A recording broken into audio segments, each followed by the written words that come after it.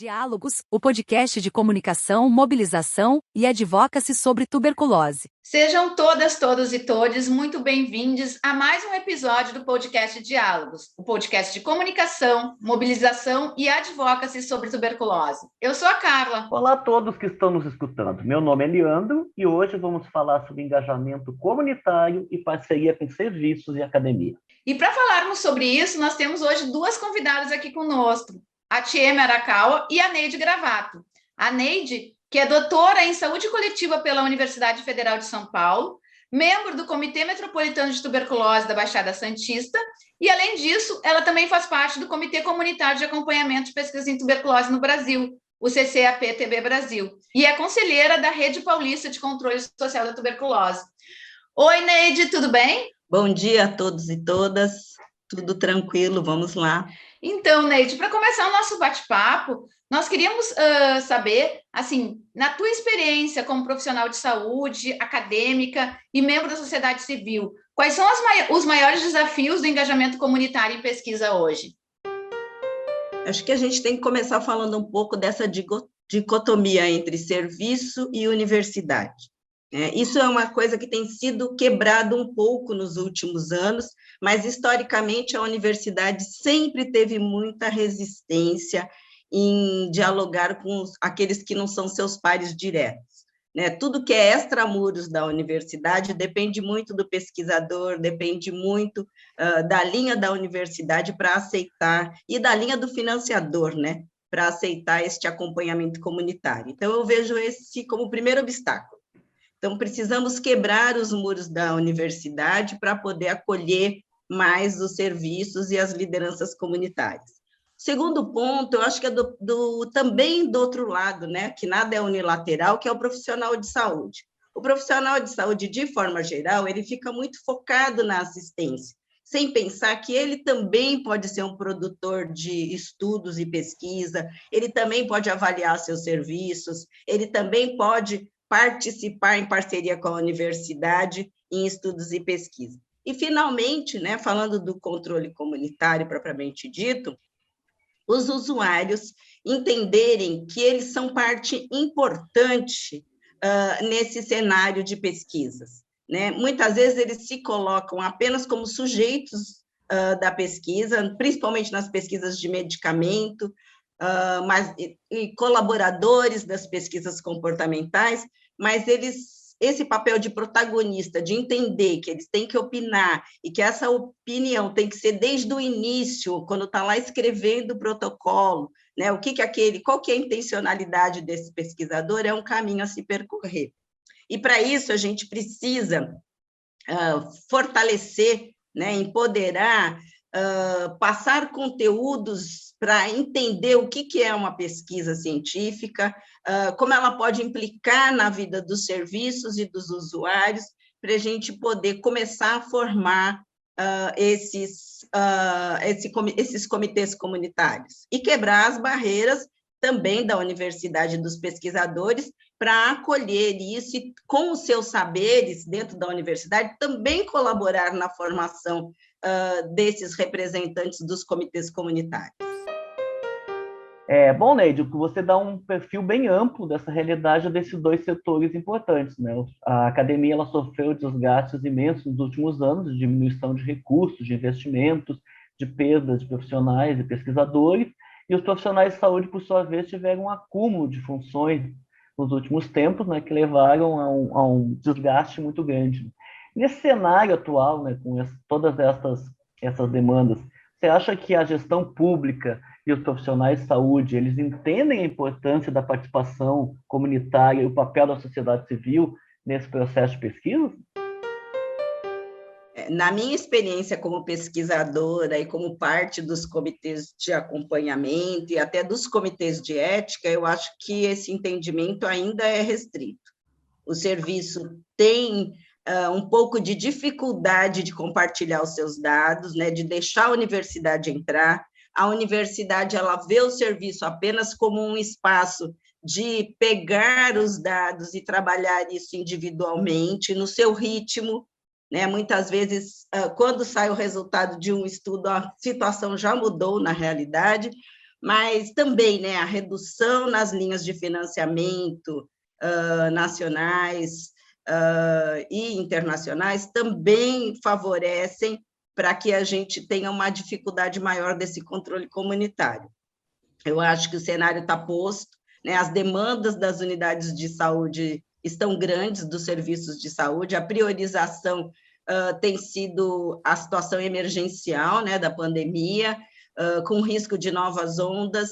Então, eu acho que isso também é um fator que vai dificultar, que tem dificultado, mas que ainda vai dificultar por algum tempo os comitês de controle comunitário das pesquisas. E as próprias pesquisas, né, que a gente tem visto aí uma redução das linhas de financiamento. A Neide traz algumas questões bem importantes, assim, que são referentes ao que a gente tem vivido nesses últimos 2 anos com o advento da pandemia de Covid-19, né? Essa sobrecarga que assoberbou os serviços, né? Então, os profissionais de saúde também tiveram seu cotidiano de trabalho e foram extremamente impactados pela pandemia de Covid-19, não só como pelo adoecimento, né? Aqui no Brasil, a gente tem é o país que a gente teve mais profissionais de saúde que adoeceram e que morreram de Covid-19, principalmente no ano de 2020, né? Mas também de como dessa dificuldade que, mesmo nesse cenário pandêmico, academia e serviços ainda tiveram de articular uma resposta um pouco mais robusta para a pandemia. Óbvio, isso sem falar das questões da gestão pública, né? Mas é interessante a gente pensar a gente refletir sobre essa dificuldade de articulação, né, entre os serviços e a academia, e de como as comunidades afetadas, né, elas estão presentes assim nesse cenário, né? E aí, Neide, eu queria te perguntar, assim, na tua opinião, qual é que seria a principal colaboração que o engajamento comunitário poderia receber, e não só receber, mas de que forma poderia articular, né, junto aos profissionais de saúde e aos gestores na sua missão? Então, um comitê bem estruturado, um comitê que entende o que é a pesquisa e a que ela se destina, ele já pode estar colaborando logo no início, quando se pensa em protocolos de pesquisa. A universidade desenvolve inúmeras pesquisas que muitas vezes não vão ter uma resposta para aquilo que se precisa. Muitas vezes, coisas que já se sabem dentro do serviço. Então, se tivesse essa aproximação, serviço, universidade e comunidade, nós poderíamos também otimizar os estudos para questões que dessem respostas mais rápidas. Outra questão importante é a resposta para o serviço e a resposta para a academia. A resposta para o serviço não tem como esperar o tempo da academia, né? Porque a academia vai ter que elaborar os dados, pensar na publicação, mandar para a publicação, vai ser analisada, vai voltar, e às vezes isso demora um tempo enorme, onde se tivesse um retorno mais rápido para os serviços já poderiam estar melhorando durante esse tempo da universidade. Mas fica sempre aquela concorrência de como divulgar os dados. Mas pensando especificamente no controle comunitário, nós do CCAP sempre defendemos que o financiador ele deveria amarrar, principalmente o financiador nacional, né, Ministério da Saúde e seus parceiros, eles já deveriam amarrar a importância da formação do comitê comunitário na apresentação do protocolo. Porque o que acontece? Muitas vezes, o próprio pesquisador coloca lá que vai ter um acompanhamento comunitário da pesquisa dele, mas esquece. Às vezes já está quase na fase final, quando ele vai chamar alguém, já apresentou o protocolo, já está com financiamento, já está aguardando. Então, ele deveria ser anterior, né? Deveria ter, tanto da universidade quanto do serviço, e principalmente do Ministério da Saúde, linhas de capacitação, né? A exemplo do que o CCAP também está fazendo agora, de formação desses indivíduos que desejam, dessas instituições comunitárias que desejam participar desses comitês. E, a partir dali, instituir já na linha de financiamento atrelado à formação do comitê. Então, o pesquisador, quando vai escrever, ele já tem que ter momentos com esse comitê com esse comitê comunitário para tentar ali adequar o seu estudo para a necessidade dos usuários e dos serviços. Muito obrigado, Neide. Você traz novos olhares e novos aspectos sobre esse tema que é tão novo ainda, né, e que precisa ter ampliação de diálogos e de debates, que é o engajamento comunitário, né? Sua presença aqui contribuiu muito para isso, né?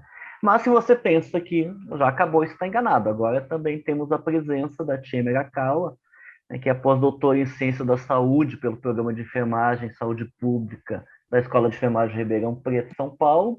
Foi membro do Comitê Comunitário de Acompanhamento e Pesquisa em Tuberculose, na sua fase inicial, e atualmente é técnica da Coordenação Geral de Vigilância das Doenças de Transmissão Respiratória de Condição Crônica do Ministério da Saúde.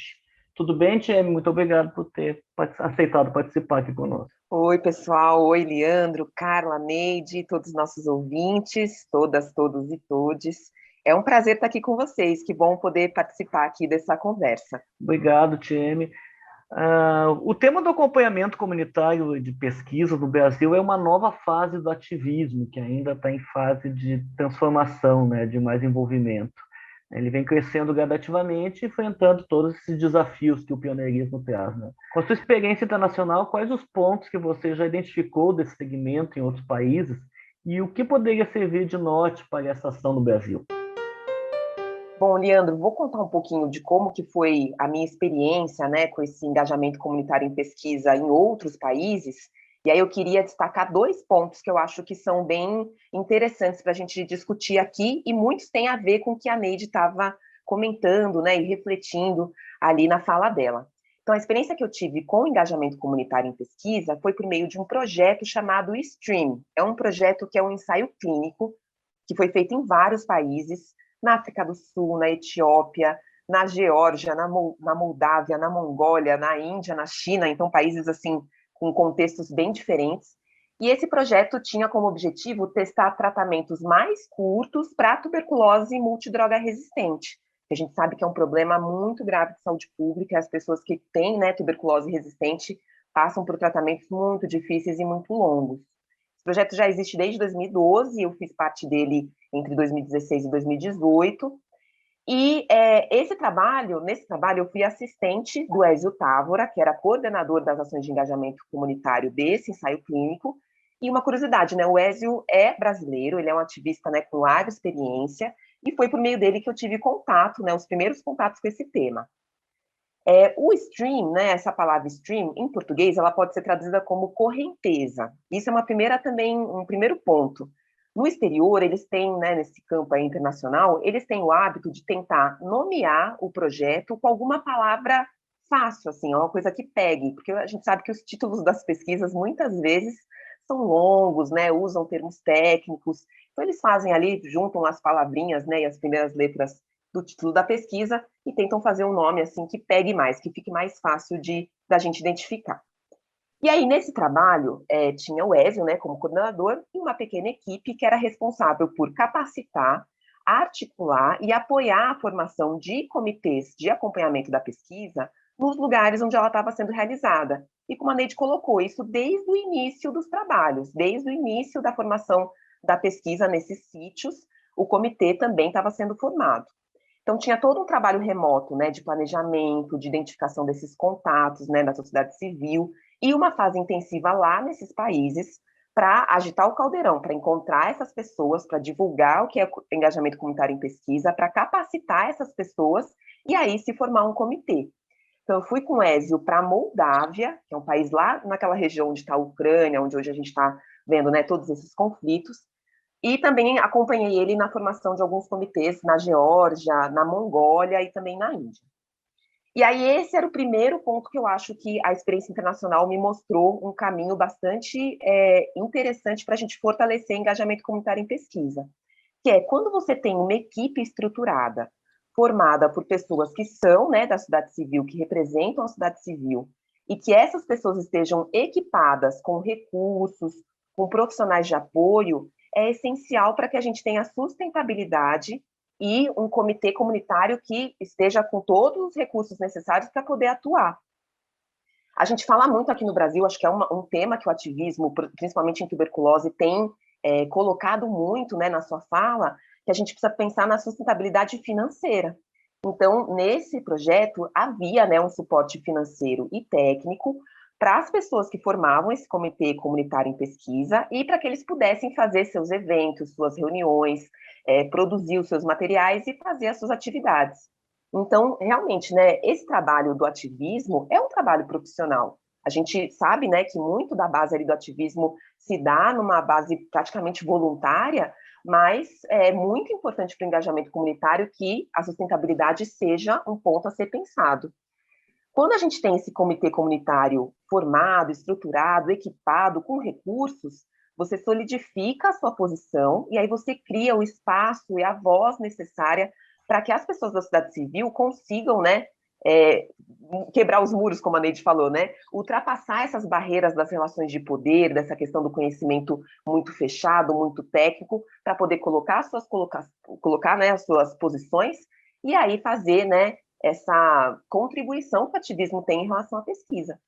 E aí um segundo ponto muito interessante era essa tarefa, né, de como visibilizar as pessoas com esses perfis diferentes, com diferentes contextos, que vão compor esses comitês comunitários de pesquisa. Porque é muito importante nesses comitês que a gente tenha pessoas afetadas por essas condições, né? Então, pessoas que já vivenciaram a tuberculose resistente ou que têm essa vivência são essenciais para estarem nesse comitê. E foi como a Neide falou, a pesquisa tem que responder à necessidade dessas pessoas. E aí, quando a gente tem, por exemplo, eu percebi, né, que países que já têm um histórico no ativismo em tuberculose, que tem, por exemplo, grupos nacionais, coletivos, movimentos, onde você consegue ter essa rede e identificar essas pessoas com um bom perfil, né, que tem essas diferentes vozes para poder fazer parte desse comitê, é muito importante. Então, vejo aqui no Brasil que a gente tem esse tipo, né, de rede. A gente tem o ArtTB Brasil, o próprio CCAP, a rede de comitês, né, de controle da tuberculose, que você tem gestão e sociedade civil juntos, a Parceria Brasileira contra a Tuberculose e outros, né, que podem fazer todo esse papel de identificar a rede que vai passar a fazer esse ativismo em pesquisa. Que bom te ter aqui, Tieme. A Tieme trouxe uma série de elementos aqui, né, para a nossa discussão. E eu queria comentar alguns, assim. E um em especial, Tieme, que é um dos desafios que a gente tem tido ultimamente, assim, o Leandro colocou muito bem, como a gente tem vivido um momento de desfinanciamento das pesquisas no Brasil, né? É o que a gente tem enfrentado aí nos últimos anos, cada vez menos investimentos e investimentos menos robustos em pesquisa, né? E o quanto isso também impacta em tu poder criar uma cultura de engajamento comunitário, porque se o pesquisador ele tem menos acesso a recursos, né? E ele tem que enxugar os seus projetos de pesquisa. Obviamente, um dos primeiros pilares que caem dentro de um projeto são os que se fala, os referentes ao acompanhamento comunitário de pesquisa, né? E daí a gente vive nesse cenário que é um cenário muito desafiante, né? Porque, ao mesmo tempo, a gente sabe que para a gente conseguir estabelecer uma cultura de engajamento comunitário, principalmente ancorada no que traz, né, na possibilidade de capacitação, articulação e acompanhamento de comitês comunitários específicos para alguns protocolos, a sociedade civil, né, os comitês comunitários, eles também precisam de financiamento, né? Então, tem aí um campo que é bem desafiante, né? Acho que a Neide já tinha tangenciado um pouco essas questões de como a gente consegue articular esse cenário frente ao desfinanciamento das pesquisas e financiamentos cada vez mais exíguos, né? Além disso, a gente tem uma questão que eu acho que a Neide falou muito, Tieme, que eu queria te escutar um pouquinho, que é um pouco do encastelamento da academia, né? Que é um espaço que é permeado por relações de poder, e a academia ainda tem muitas ressalvas sobre o saber comunitário e popular, né?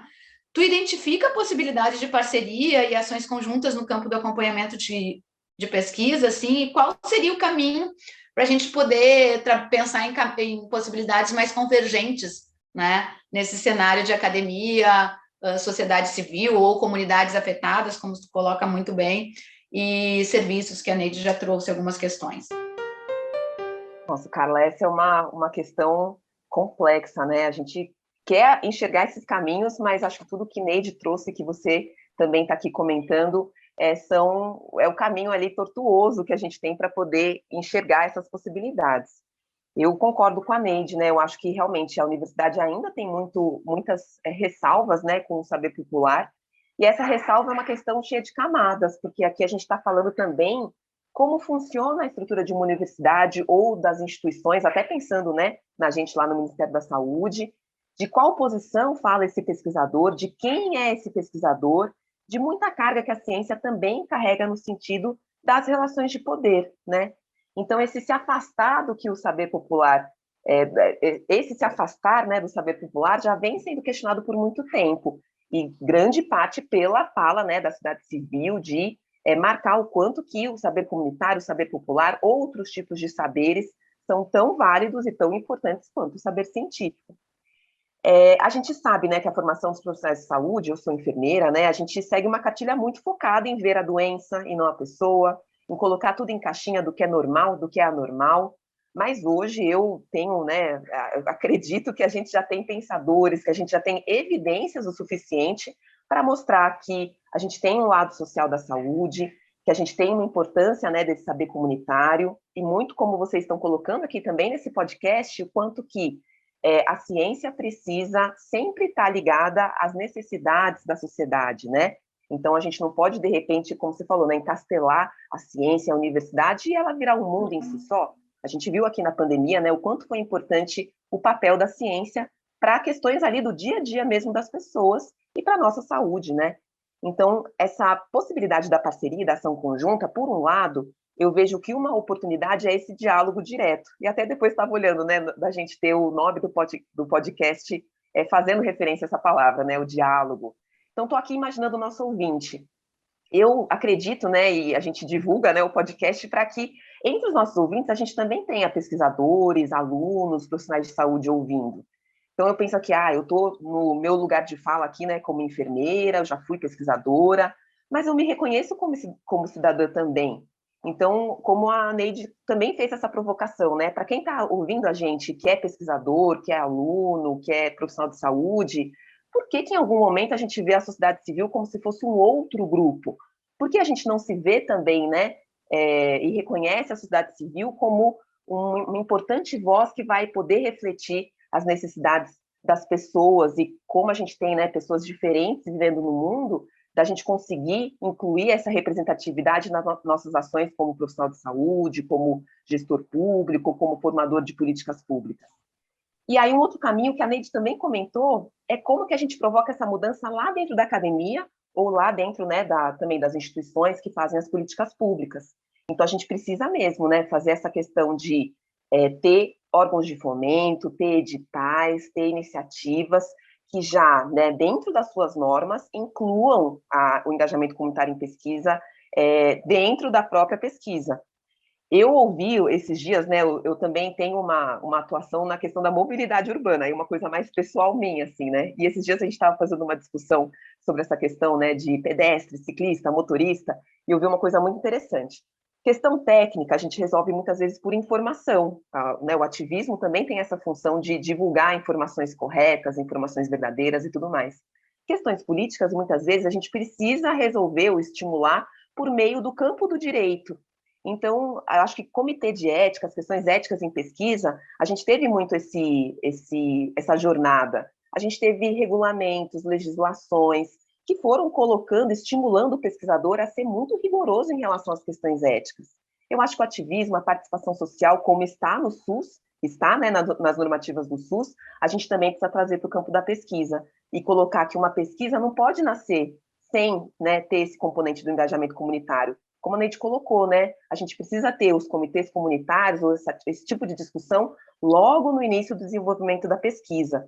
Então, eu acredito nisso, né, que a resposta também tem que ser institucional, e aí estou tentando falar também das ações que eu me sinto responsável, né, como profissional de saúde ou como técnica ali dentro da da nossa coordenação, né, de responsável ali pela TB no Ministério da Saúde. A gente tem que ter uma resposta institucional que fortalece a sociedade civil, muda as nossas culturas, e aí consegue, de fato, né, estimular, providenciar esses recursos que a sociedade civil organizada precisa para poder fazer o seu trabalho, que é muito importante e que faz parte, né, do nosso querer para uma sociedade melhor, para uma sociedade mais justa, para um controle da TB melhor, para que as pessoas tenham acesso, né, à saúde e aos seus demais direitos. Muito bem, Tia, me apresenta, né? Abre várias janelas assim para a gente ficar refletindo sobre esse tema. A mim chamou a atenção especial a sua experiência internacional, né? Embora sejam países do leste, da Ásia, com uma realidade bem diferente do Brasil, eu acho que essa sua experiência ela pode trazer algumas diretrizes, né? Algumas sugestões, orientações, né? Dicas, como que as nossas organizações sociais aqui, como os ativistas em geral, podem se dedicar a essa ideia do acompanhamento comunitário em pesquisas, né? Quais os caminhos que você acha que a sociedade civil do Brasil podia percorrer, né, no sentido de ampliar os conhecimentos e desenvolver habilidades para acompanhamento de pesquisa?